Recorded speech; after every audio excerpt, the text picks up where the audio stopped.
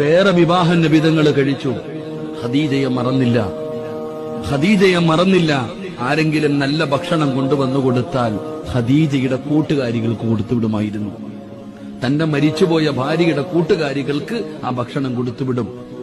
എന്തു പറഞ്ഞാലും മറ്റുള്ളവരോട് പറയും, എന്റെ ഖദീജ അങ്ങനെ ചെയ്യും, എന്റെ ഖദീജ ഇങ്ങനെ ചെയ്യും, എന്റെ ഖദീജ നല്ലവളായിരുന്നു. എല്ലാരോടും പറയും.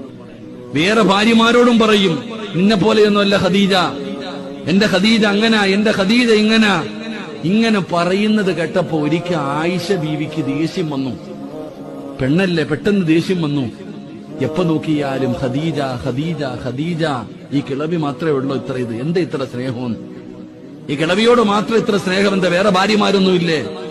ഖദീജ ബീവി ഒരൊറ്റ ചോദ്യം, ആയിഷ ബീവി ഒരൊറ്റ ചോദ്യം ചോദിച്ചു. അള്ളാന്റെ റസൂല് കരഞ്ഞു. വാപ്പ നബിതങ്ങളുടെ കണ്ണ് നിറഞ്ഞു. എന്തിനെന്നറിയോ? തന്റെ ഖദീജാനെ കിളവി എന്ന് വിളിച്ചത് നബിതങ്ങൾക്ക് ഇഷ്ടപ്പെട്ടില്ല. നബിതങ്ങൾ കരഞ്ഞു.